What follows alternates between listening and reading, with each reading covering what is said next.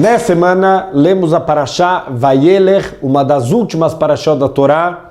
Moshe está preparando o povo judeu para a entrada na terra de Israel. E uma das mitzvot que ele ensina para o povo judeu é a mitzvah de Akel. Akel vem de juntar, reunir, congregar. A cada 7 anos, o povo judeu tinha que ir para o Beit HaMikdash para escutar o rei de Israel. Ele vai ler alguns trechos do Sefer Dvarim, que são trechos que despertam o temor a Deus, que despertam a vontade da pessoa de cumprir a Torá e suas mitzvot. Então a Torá ordena que vão os homens, as mulheres, as crianças e até os estrangeiros que moram com vocês. O Rashi, ele faz uma pergunta interessante. Por que as crianças elas têm que ir se elas ainda não têm a obrigação do cumprimento da Torá e das suas mitzvot? Por que você tem que despertar o temor a Deus numa criança que ainda está isenta? Então, o Rashi traz uma resposta fantástica. Os pais, eles têm que levar os seus filhos pequenos, para quê? Para receber o mérito de estar levando suas crianças e já está começando a colocar no coração deles o temor a Deus. Mas uma grande pergunta aqui que fica: se os pais estão indo, as mães estão indo, até os estrangeiros também estão indo, com quem que ia ficar as crianças? Quer dizer, tem uma mitzvah de você levar os filhos e você ainda ganha méritos por isso, mas você é obrigado a levar os filhos. Então, por que a Torá está falando que tem mérito de levar os filhos se você tem que levar de qualquer jeito, porque não tem com quem deixar as crianças? Daqui a gente aprende um fundamento impressionante da Torá, mesmo as coisas que são obrigatórias. Deus, ele ama tanto o povo judeu, que ele deu para a gente uma maneira de fazer e ganhar com isso méritos. Por exemplo, a gente precisa comer. Todo mundo precisa comer para sobreviver, mas Deus deu para a gente a comida kasher. A gente tem brachot antes de comer e depois de comer.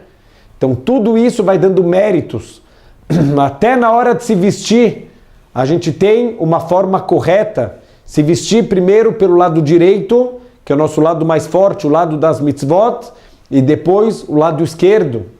Então tudo que a gente faz na vida, Deus ensinou pra gente que existe uma maneira correta de fazer e que isso pode trazer méritos, mesmo nas coisas que a gente já está obrigado.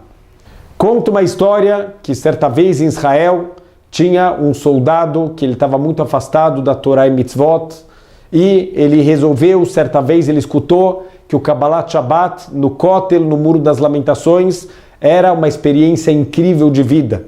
Ele resolveu uma vez na vida ir ver com seus próprios olhos. Quando ele chegou lá, ele viu as pessoas cantando, dançando, tendo uma alegria que ele nunca tinha visto na vida dele. E ele começou a chorar porque ele não sabia nem o que eles estavam cantando, nem o que eles estavam rezando. Um senhor encostou no ombro dele e falou: olha, tá tudo bem. E o rapaz falou que estava tudo bem. Esse senhor convidou ele para passar o Shabat na casa. O rapaz no começo não queria aceitar, mas o homem insistiu. E ele foi para aquela seudá, para a refeição de Shabat. E estava aquele senhor, estava a esposa dele, estavam os filhos na mesa. E eles cantaram durante a noite, e eles falaram Divrei Torá, palavras de Torá sobre a Parashá. As crianças mostraram os trabalhinhos da escola, e aquele rapaz, aquele soldado, ele ficou impressionado com aquela experiência de Shabat. E ele falou que ele gostaria de se conectar mais com a religião, mas que estava difícil aquela fase que ele estava no exército. Então aquele senhor virou para ele e falou: faz o seguinte, pega uma mitzvah, e essa mitzvah você não larga de jeito nenhum. E ele pensou qual mitzvah que ele poderia pegar, e o homem ensinou para ele: tem uma mitzvah da gente vestir o sapato pelo pé direito, depois o pé esquerdo, amarrar o esquerdo e depois amarrar o direito. Então pega essa mitzvah. Esse homem aceitou o soldado e ele voltou para a base militar dele, e todos os dias ele era cuidadoso de cumprir a única mitzvah que ele recebeu com todo o coração. Teve um dia que chegou um general às 4 da manhã, tocaram o alarme para todo mundo se aprontar, tem 2 minutos para estar todo mundo arrumado no pátio para o general passar e ver se está todo mundo em ordem. Quando esse soldado, ele está lá no pátio, ele lembra que na pressa ele colocou o sapato errado. Então ele queria agora tirar o sapato e colocar da forma correta. Mas se ele tirasse o sapato lá no meio do pátio, com certeza ele ia ser castigado.